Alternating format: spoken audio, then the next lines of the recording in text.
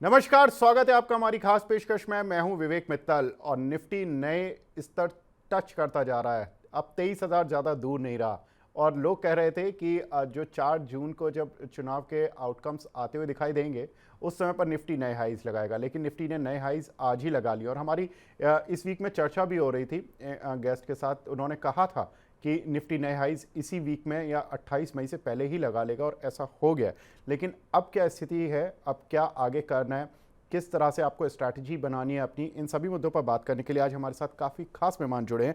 हमारे साथ जुड़े हैं mister Kshitij Mahajan, managing partner Complete Circle से। Kshitij ji, hi, good evening sir, thank you very much हमसे जुड़ने के लिए और फर्स्ट टाइम अपना टाइम देने के लिए। Vivid bhai, always a pleasure be with you. Thank you sir. Kshitij ji, अगर देखें तो निफ्टी ने 23,000 से अब ज़्यादा दूर नहीं है और चूंकि आप एक बड़ा पोर्टफोलियो मैनेज करते हैं, वेल्थ मैनेजमेंट का काम करते हैं एक बड़े लेवल पर, सर क्या कुछ आप अपने टारगेट्स बता रहे हैं इंडियन मार्केट्स के लिए, जब आपके पास अभी नए पोर्टफोलियो या वेल्थ मैनेजमेंट के लिए लोग आ रहे हैं कि निफ्टी यहाँ चला जाएगा अगले 2 साल में, 3 साल में, 5 साल में, क्या टारगेट्स लेकर चल रहे हैं सर आप? विवेक, होता क्या है कि हम लोग ना जब भी इन्वेस्ट कराते हैं बहुत लॉन्ग टर्म के लिए क्लाइंट्स को इन्वेस्ट कराते हैं। मैं शॉर्ट टर्म नहीं बता सकता हूँ, पर मैं ये बता सकता हूँ कि आज इंडियन मार्केट पॉइज्ड है कि आपको 14-15% का बॉन्डिंग यहाँ से अगले 8 से 10 साल तक दे सकती है। सो अगर आप एक डिसेंट एक मल्टी कैप या फ्लेक्सी कैप स्ट्रैटेजी में, पीएमएस में या म्यूचुअल फंड में अगर है, तो वो आपको आपके लिए पैसा अगले 10 साल में 4 से 4.5 गुना कर सकता है। आप कोई शॉर्ट टर्म टारगेट मत लीजिए, पर मैं ये बता सकता हूँ आपको पुराने रेफरेंस से कि इतनी पॉजिटिविटी आज है। और अगर आप पुराना रिकॉर्ड भी देखें तो हर 10 साल में आपका जो निफ्टी है वो सेंसेक्स हो जाता है। अगर आप 2004 में चले, जो यहाँ से 20 साल पहले चलते अगर है, तो निफ्टी का लेवल कोई लगभग उस समय 800 के आसपास था और सेंसेक्स कोई आपका 6,000 के आसपास था, जब वाजपेयी जी सेकंड टर्म में नहीं आए, उससे पहले की बात कर रहा हूँ। 2014 में अगर जाते हैं तो सेंसेक्स आपका जो निफ्टी लेवल था वो 6,000 था जब मोदी जी वापस आए। अगर आपको याद हो 6200 के आसपास निफ्टी लेवल था। बिल्कुल, आई उस रिमेम्बर समय सर। उसमें उस समय सेंसेक्स 24,000 के आसपास था। आज 2024 में सेंसेक्स आपका 75,000 है, पर निफ्टी आपका 23,000, जो आपने आज बात करी है, पे है। तो हर 10 साल में वो कैपेबल है निफ्टी टू बिकम सेंसेक्स। तो आप शॉर्ट टर्म ग्रोथ मत देखिए, क्योंकि जब आप इक्विटी मार्केट में आते हैं, कोई बिजनेस बाय करते हैं, उसका अंडरलाइन जो सर्विस है या कोई प्रोडक्ट मैन्युफैक्चरिंग है, वो कंपनी भी अपनी ग्रोथ, अगर अच्छी कंपनी है तो 3 से 3.5 साल में डबल कर रही है। अगर थोड़ा 17-18% चल रही कंपनी है, ग्रो कर रही है, तो वो अपनी ग्रोथ अपना 4 सालों में डबल कर रही है। 15% से ग्रो कर रही है, वो 5 साल में ग्रो कर रही है। अगर एक कंपनी अपने बिजनेस को 5 साल में, 4 साल में ग्रो कर रही है, आप कैसे एक्सपेक्ट कर रहे हैं कि आपका पैसा जो है वो 2-3 साल में हो जाए? बट यस, अगर आप समय देते हैं तो इससे अच्छा एक्सपेंडिंग एसेट क्लास नहीं है। और मुझे लगता है कि अगर इस लेवल पे जहाँ हम ऑल टाइम हाई पे हैं, हमें अपने एसेट एलोकेशन और ग्रोथ प्लान के हिसाब से ही इक्विटी में पैसा लगाना चाहिए। ग्रीड एक बहुत बड़ा फैक्टर है जो अच्छी मार्केट में बहुत उभर के आता है, उससे बचना चाहिए। But India is the next country जो, आज हम 5 ट्रिलियन का मार्केट कैप भी हमने क्रॉस किया है, वो भी एक बड़ी अचीवमेंट है। तो आई थिंक एक, और ये 5 ट्रिलियन आप मानेंगे विवेक से तो 5 महीने में आया है। तो I think we are very well poised कि हम यहाँ से बहुत अच्छा से कर सकते हैं। तो आई जी, थिंक वो अपॉर्चुनिटी जो है एक इन्वेस्टिंग की, वो इंडिया है। बिल्कुल। तो यहाँ पर अच्छी ग्रोथ अभी भी अगले 5 से 10 सालों में इंडिया में एक्सपेक्ट कर सकते हैं। लेकिन एक इंटरेस्टिंग डेटा आपके साथ शेयर करते हैं। 2024 में निफ्टी ने किस तरह से अपने नए हाइस लगाए। आज 23 मई, जबकि हमने देखा कि निफ्टी 22,967 के लेवल पर बंद हुआ। ये पिछले हाई से यानी कि जो 3 मई को हाई लगा था 22,794 का, उससे केवल 14 ट्रेडिंग सेशन में इन लेवल्स पर आ गया। और जो 3 मई का भी जो हाई लगा था, इंटरेस्टिंगली 14 दिन में ही उसने भी नया हाई लगाया था। पहले, उससे पहले 10 अप्रैल को ये हाई लगा था। तो 10 अप्रैल से 3 मई के बीच में जो 14 ट्रेडिंग सेशन हुए उसमें ये नए हाई लगे। वहीं 10 अप्रैल से लेकर उससे पहले जो हाई था वो 11 मार्च को था। 23 फरवरी, 2 फरवरी, 16 जनवरी और 1 जनवरी, ये सभी ये दिन हैं जहां पर कि निफ्टी ने अपने पुराने हाइस को तोड़ा और नए हाइस बनाए। और इसमें सबसे इंटरेस्टिंग फैक्ट ये है कि सबसे ज़्यादा जो ड्यूरेशन लगी है वो केवल 20 ट्रेडिंग सेशन लगे हैं निफ्टी को अपना पुराना हाई तोड़ने में। क्षितिज जी, अब चूंकि 8 दिन बचे हैं ट्रेडिंग सेशन के तौर पर देख रहा हूं मैं, जब चुनाव के रिजल्ट्स आ जाएंगे सर, कितना जोश है लोगों में कि चुनाव का रिजल्ट आएगा, और शायद मार्केट ने तो डिस्काउंट पहले ही कर लिया है कि रिजल्ट्स क्या आ रहा है, तो कितना जोश बचा है अब जो पहले था इस मंथ की शुरुआत में, और आज चूंकि जब हम नए हाइस पर आ गए हैं, कितना जोश है लोगों में बचा हुआ कि अब 4 जून को कुछ नए हाइस भी दिखेंगे हमें? एक्चुअली अभी भी गेस वर्क ही हो रहा है विवेक, अगर आप मेरे से पूछेंगे। देखिए वो एक एक बड़ा क्लियर इंडिकेशन ये है कि दैट ये इवेंट एक बहुत बड़ा इवेंट है राइट। और इसमें बहुत चीजें डिपेंड करती है।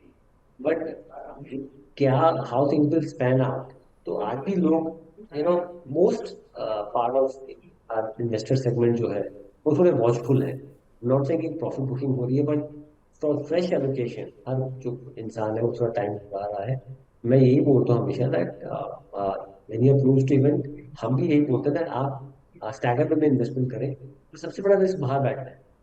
आज काफी लोग जो इस एंटिसिपेशन में बाहर बैठे हुए हैं कि हम इलेक्शन के बाद पार्टिसिपेट करेंगे, और फॉर सम रीजन इलेक्शन के बाद मार्केट 8-10% गिर भी जाती है, तो वो फिर 21,000 में मिलेगी आपको। मतलब ऐसा नहीं है कि वो 18,000 में मिल रही है। देखिए इन इन एंटिसिपेशन की मे बी नंबर्स अच्छे आएंगे। देखिए आज मार्केट ने किस तरह से रिकॉर्ड किया है।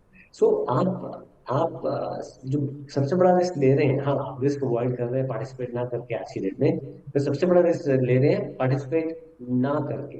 तो आपको बेनिफिट लेने के लिए इक्विटी मार्केट में पार्टिसिपेट करना ही पड़ेगा। And I am not saying कि आप पार्टिसिपेट करें, बट आज आप वैल्यूएशन वाइज देखते हैं ना विवेक भाई, तो आज हम कोई शार्प वैल्यूएशन राइज पे नहीं है। मार्केट कैप पे जीडीपी भी देखें तो 125 130 के आसपास है। अपना अगर आप वैल्यूएशन मैट्रिक्स पे देखते हैं तो आज ट्रेडिंग भी निफ्टी का 22.5 है। अपना तो ऐसा नहीं है कि दैट आप आज वो 27-28 वाले सिचुएशन में है, क्योंकि हुआ क्या है पिछले 1-1.5 साल से ना अर्निंग ने बहुत सपोर्ट किया, जिस कारण से वैल्यूएशन को बहुत ज्यादा स्ट्रेच नहीं कर गया कि ऐसा हो कि दैट वो बहुत अनरीजनेबल दिखे। तीसरा, काफी हद तक कई बिजनेस ऑर्गेनाइज हुए हैं तो उससे भी बहुत फर्क पड़ रहा है। तो मुझे तो लग रहा है कि दैट जो लोग बाहर बैठे हुए हैं वो अब अंदर आना तो चाहते हैं, पर वो करेक्शन की वेट कर रहे हैं। बट काफी वो कहावत है ना कि ज्यादातर लोगों ने पैसा मार्केट में रह के नहीं, मार्केट को की करेक्शन के इंतजार में वेस्ट किया है या गवाया है। राइट। सो मार्केट में आने के बाद बहुत कम लोगों ने गवाया होगा पैसा। इन टर्म्स ऑफ जो लोग सट्टा कर रहे हैं या फिर I am sorry I am using this word, F and O कर रहे हैं, बाकी चीजें कर रहे हैं, वहां पे रिस्क ज्यादा है। अगर आप एक लॉन्ग टर्म इन्वेस्टर है और आप फंडामेंटली एक अच्छे स्टॉक्स बाय कर रहे हैं, तो चांसेस बहुत कम होंगे कि आप लॉस बना के निकले 5-6 साल के बाद। सो आई थिंक जी। कुछ लोग, जो लोग अभी भी बाहर हैं और हमारा ये शो देख रहे हैं, मेरा रिक्वेस्ट यही है कि वो एसटीपी रूट के थ्रू पैसा अंदर म्यूचुअल फंड, पीएमएस, स्टॉक जो लेना चाहते हैं डिप्लॉय करना शुरू करें। बिकॉज अगर बहुत ऊपर लेवल पे जाके करेक्शन आएगी तो वो आपके कंफर्ट जोन में नहीं होगी। बिल्कुल। तो यहाँ पर मार्केट से दूर रहना थोड़ा सा ये आपको निराश कर सकता है, क्योंकि मार्केट लगातार नए हाइस बना रहा है, और अगर आप मार्केट से जितना दिन दूर रहेंगे उतना ही आप अपॉर्चुनिटी लॉस करते जाएंगे। सर, बैंक निफ्टी, आईटी और ऑटो, ये 3 इंडिसेस पर मैं स्पेशली बात करूंगा, क्योंकि यहाँ से कंट्रीब्यूशन अच्छा देखने के लिए मिला आज भी और पिछले कुछ ट्रेडिंग सेशंस में, और बैंक निफ्टी अच्छा कंट्रीब्यूट कर रहा है दोबारा। कैसे देख रहे हैं सर बैंकिंग, आईटी और ऑटो तीनों इंडिसेस को? देखिए कल कितनी बड़ी अनाउंसमेंट आई है। आरबीआई ने 2 लाख करोड़ का डिविडेंड डिक्लेयर किया है। राइट। और जो जो इनिशियली मांग था वो 1 लाख करोड़ के आसपास था ना। उसके बाद 10 ईयर का जीसेक जो है उसका यील्ड 7 से नीचे आ गया। हम्म। विवेक आप जानते हैं कि दैट आरबीआई की रेगुलेशन होती है जब बैंक कुछ पैसा एसएलआर सीआरआर में पार्क करता है, तो आज ऑन एवरेज प्राइवेट बैंक का एसएलआर बुक जो है वो 22-23% है। तो उसमें आपके long dated bonds, RBI bonds ही होते हैं आपके। तो जब आपका रेट कट, आज ये यील्ड्स तो बेटर हुई है, जब आपका रेट कट आएगा तो ट्रेजरी गेन्स बहुत होंगे पहले तो बैंक्स के। दूसरा, बैंकिंग एज ए सेक्टर अगर आप कुछ एटीएसएस को छोड़ दें और कुछ मिड साइज एनबीएफसीज को छोड़ दें, तो लार्ज कैपिश कंपनीज ने कुछ ज्यादा कुछ किया नहीं है पिछले 4-5 साल में। आप मतलब पिक एंड चूज कर सकते हैं ना, जैसे एचडीएफसी बैंक, तो लिमिटेड भी बैंक हो गया, Bajaj finance, Kotak bank, Axis bank. Not much has been done in these names. अगर आप पिछले 4 साल का रिकॉर्ड देखते हैं, नॉट दैट कि बुक्स बेटर नहीं हुई हैं, इनके प्रॉफिटेबिलिटी नहीं आई है, but yes for some reason और अदर रीजन इन्होंने परफॉर्मेंस रिजर्विस निफ्टी ऑल्सो अच्छी नहीं दी है। भाई निफ्टी को भी ये फ्लैग कर रहे हैं रिजर्विस देयर आउट परफॉर्मेंस, जबकि बैंक निफ्टी को हम हमेशा, या निफ्टी बैंकिंग फाइनेंशियल सेक्टर को हमेशा एवरग्रीन सेक्टर मानते हैं कि राइट। इकोनॉमी अगर 12-13% पे कर रही है तो उसकी ओवरऑल बैंकिंग इंफ्रास्ट्रक्चर 16-17% पे ग्रो करेगा। तो आज ये जो लोग कहते हैं कि हाँ सेक्टोरल कोई फंड लेना चाहिए, तो आज I think it's a good call to be in banking funds. मैंने जैसे बताया टॉप बैंक्स और एनबीएफसी ने नहीं अच्छा किया है, एट द सेम टाइम उनके उनके ट्रेजरी गेन्स भी आएंगे, तो मुझे लगता है यहाँ पे एक जो आज की मूवमेंट हुई है, it was long awaited and long due, और ये ट्रेंड आगे हो सकता है कंटिन्यू करेगा। कमिंग बैक टू, आपने ऑटो का बोला, तो auto, yes, auto auto to some extent पिछले 1.5-2 साल में काफी वापस आया है, और उसमें different different auto manufacturer, two wheeler, four wheeler, ये commercial vehicle manufacturer as well as value chain अगर आप बनाते हैं ऑटो सेक्टर को लेकर, there are many OEMs also, like of Midnight Industries is there, Siddharth is there, तो ये दोनों कंपनीज हमारे पोर्टफोलियो का पार्ट है। सो ऑटो में एक तो बिकॉज पर कैपिटा जीडीपी जैसे आपका बढ़ेगा, तो आप देखेंगे ऑटो सेक्टर और बेटर करेगा। दूसरा, कुछ बिजनेसेस ईवी के कारण बेटर कर रहे हैं, जैसे टाटा मोटर्स है, तो उसका एसयूवी और ईवी दोनों की दोनों फायर कर रहे हैं। तेरह तेरह एसयूवी के कारण कर रहा है और कमर्शियल व्हीकल्स के कारण कर रहा है। सो ये दो तीन कंपनीज हैं जो अपने एंड पे बहुत अच्छा कर रही है और यहाँ से आगे करती रहेगी। सो ऑटो में इंडिया आज यू नो बहुत ज्यादा एक्सपोर्ट भी कर रहा है। आप देखें अफ्रीका देखें, ऑस्ट्रेलिया देखें, यूरोप देखें, तो it's a very proud thing that you can see Indian में two wheelers as well as four wheelers वहाँ पे। तो वो भी एक बहुत बड़ी अपॉर्चुनिटी है जो हमने ऑफ लेट अपने लिए बहुत बड़ी बना ली है, और वो अपॉर्चुनिटी पे भी कैश हम कर रहे हैं। मैनी कंपनीज जो ईवी पे काम कर रही हैं, वर्ल्ड की टॉप 10-15 कंपनीज के साथ वो ईवी में नए नए रेवोल्यूशनरी चेंजेस लाने की काम कर रही हैं। उसमें बहुत ऐसी कंपनीज हैं likes of KPIT technologies, Tata technologies, जो एज ए वेंडर काम नहीं कर रही है, एज ए पार्टनर काम कर रही है, जहाँ पे jointly they are looking at some solutions to what problem they are facing right now. जैसे एक बड़ी कार में 130-135 चिप चाहिए होते हैं, तो छोटी राइट। कार में उसे कैसे कॉम्पैक्ट एक मदर चिप के साथ काम करें, मतलब इस तरह के थॉट प्रोसेस के साथ डिफरेंट कंपनीज काम कर रही हैं। I think India India is arrived in auto space, it should do well. IT की आपने बात करी, it was long long long term due, there comeback was long term due. काफी काफी कंपनीज के जो रिजल्ट्स हैं वो बहुत बहुत बहुत मेलो डाउन रहे हैं, नीचे रहे हैं, बट आई एम सेइंग काफी बिजनेसेस ने अच्छा भी किया है। तो इसलिए आईटी भी बैक यहाँ से आज जब मार्केट में रैली हुई है तो आईटी भी चला है। एंड विवेक भाई, जब भी एफआई आके गोरा आके जब भी पैसा खरीदेगा ना, मतलब डालेगा मार्केट में, one thing right. Is clear that वो लार्ज कैपिश कंपनी पे ज्यादा, या ईटीएफ जो लार्ज कैपिश कंपनी ओरिएंटेड है उसमें ज्यादा आएगा। So I think this message is clear, loud and clear that they have been a net buyer today, and काफी पैसा ये जो लार्ज कैप स्टॉक्स है, चाहे वो आप एचडीएफसी बैंक ही देख लें आप, इन्फोसिस देख लें आप, उसमें आया पैसा आया। बिल्कुल। तो यहाँ पर तीनों ही सेक्टर्स पर हमें व्यू मिला है। लेकिन सर एक और इंटरेस्टिंग स्पेस है मिड कैप स्मॉल कैप, जहाँ पर कि लोग जनरली पैसा लगाना भी चाहते हैं और डरते भी हैं सबसे ज़्यादा। और ख़ासतौर से आज के बाद तो डरना लाजमी भी है, क्योंकि जो मिड कैप इंडेक्स है इसने भी अपना नया हाई लगाया, स्मॉल कैप इंडेक्स ने भी अपना नए हाई के पास पहुँच चुका है।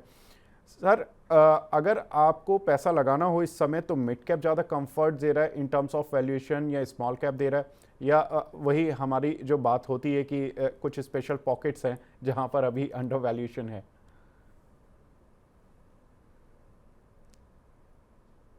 दो एस्पेक्ट्स हैं। एक तो जो आप बिगर स्मॉल कैप में जब एलोकेशन लेते हैं, तो हमें लॉन्ग टर्म गोल अलाइन कीजिए उसके साथ, क्योंकि इनमें क्या है कि वोलेटिलिटी ज्यादा है, रिस्क ज्यादा है, तो रिटर्न भी ज्यादा है, रिवॉर्ड भी बेटर है, बट आपको टाइम भी ज्यादा देना।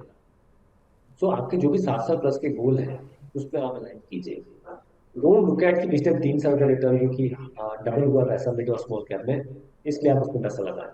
वो क्राइटेरिया फॉर इन्वेस्टिंग सही नहीं है, क्योंकि उससे आप गेन कम करेंगे और आपका लॉस ज्यादा हो सकता है। सेकंड, आज की डेट में कैसे इन्वेस्ट करना चाहिए? अगर आपको अगर आप मिड 30s या मिड 40s में या लेट 20s में है, तो आपका पोर्टफोलियो क्या है, 50-30-20, 50 large cap, 30 mid cap, 20 small cap. But ये जो कॉम्बिनेशन है बनाने के लिए, अगर आपकी रिसर्च बहुत स्ट्रांग है तब तो आप करें, अदरवाइज आप फंड के थ्रू करें, या फिर आप लार्ज कैप स्टॉक्स में ज्यादा करें और इंडस्ट्री लीडर्स लें। फिर एक भाई एक बहुत सारी कंपनीज हमारे अपने पोर्टफोलियो में है, जो इंडस्ट्री लीडर है पर वो स्मॉल कैप है। तो अब आप इसलिए नहीं लोगे उनको बिकॉज स्मॉल कैप है, जबकि हमें लगता है that वो आज की डेट में इंडस्ट्री लीडर है और कल को वो मल्टीफुल ग्रो कर सकते हैं क्योंकि गवर्नमेंट का फोकस है। जैसे कंपनी है गिनेशा इको करके जो रिसाइकलिंग प्लास्टिक में काम करती है, तो वहां पे गवर्नमेंट का क्लियर कट फोकस है कि भाई ये गिवन परसेंटेज है उसको आपने रिसाइकल प्लास्टिक यूज करना है। तो अब आपके पास कितने बिजनेसेस हैं जो ऑर्गेनाइज में लिस्टेड बिजनेसेस हैं जिसमें पार्टिसिपेट कर सकते हो। तो आपको पता है कि आपको ये कंपनी है जो लार्जेस्ट शेयर होल्डर है, डिटेल व्यू मैनेजमेंट है, इसे पार्ट ऑफ आप पोर्टफोलियो को रिकमेंडेशन नहीं है, पर हमें क्या होता है, अब वो स्मॉल कैप है, मेरे पास ऑप्शन नहीं है, पर मुझे लगता है वो बिजनेस बड़ा होगा तो हमने लिया। पर हमारे पास वो कंपनी जो आई है वो हमने जी 4-5 साल की कम से कम उसमें सकती है। तो आई थिंक स्मॉल कैप और मिड कैप में आपको एक राइट वैल्यूएशन मैट्रिक्स मिलेगा। डोंट जस्ट रन आफ्टर की रिटर्न जिसमें अच्छा है मैं वही बिजनेस लूँ। आप देखो आगे आने वाले टाइम में एक अच्छे रीजनेबल वैल्यूएशन में कंपनी जो है उस पर आप फोकस करें। बिल्कुल, तो रीजनेबल वैल्यूएशन वाली कंपनीज पर फोकस करना है और मिड कैप स्मॉल कैप में भी डरना नहीं है, लेकिन हाँ कुछ एक चुनिंदा बिजनेसेस हैं जो आपको अगर अच्छी वैल्यूएशन पर मिल रहे हैं तो वहाँ पर ज़रूर इन्वेस्ट करना है।